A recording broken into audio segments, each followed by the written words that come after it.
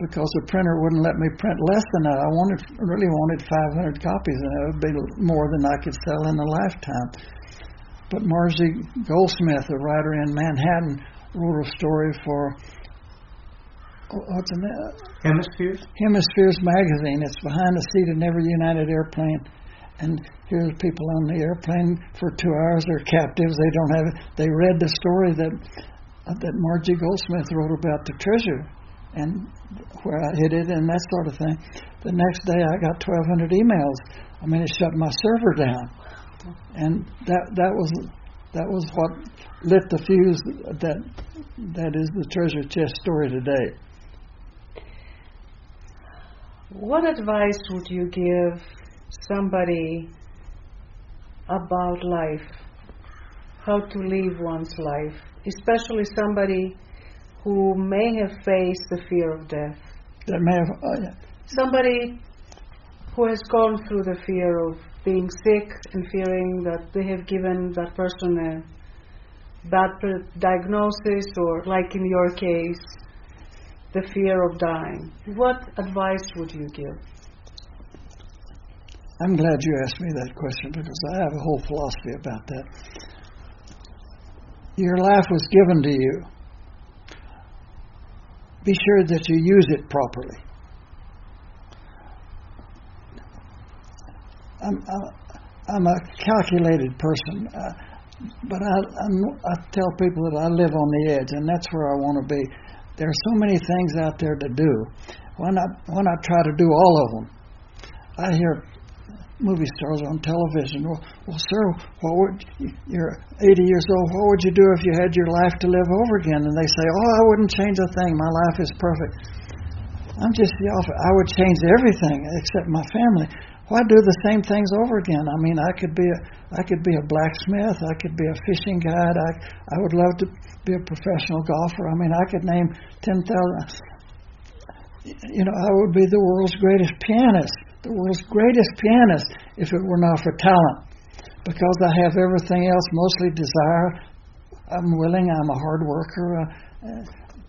But you can't do everything. But find out what you're good at and exploit whatever that is. And if you haven't been consumed, if you have not been consumed by something in your lifetime, you deserve another turn. I was consumed by collecting arrowheads. I'm still an avid fisherman, and I've been consumed by a few things, and I'm very rewarded as a result of that. I see people who are sedentary. I mean, they commute to work 30 minutes in the car, they wait in traffic, they work for 8 hours, and they get a pizza on the way home. I mean, to me, they're wasting their life. And I've always thought, if you're not happy in your marriage or happy in your job, then get out. The sooner the better. The sooner the better, particularly if you're not happy in your job. You just waste away. For what? Enough money to buy groceries and go to the movie once in a while, and that's how you spend your life. I hate that. The very thought of that is repugnant to me. You know what makes me love my job? I have a lot of problems with my job. But what makes a difference in my life about my job is moments like this. Good for you. I would like to ask you to read me your poem. Okay. I had this memorized for a long time. I'm not... That's fine. If you don't remember it by heart, that's okay. Dorothy, why don't you just come back here so I can go wider. Tell me where. I'll just move this back. That way I can go wider. And he's not really looking totally towards you, right? Mm-hmm. Okay, give me a second here.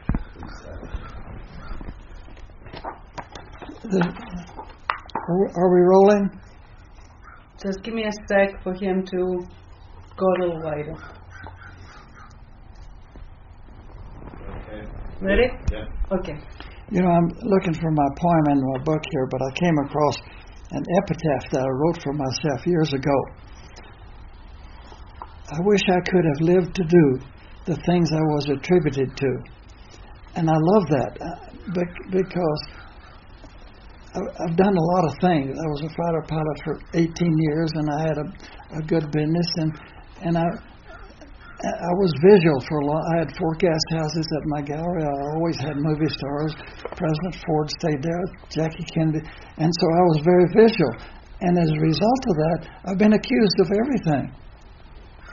And so I wrote this epitaph. One day I was feeling sorry for myself, and I said, I wish I could have lived to do the things I was attributed to, and I like that. Okay, I can read that. Oh, you found it? Okay. Okay. This is another memoir.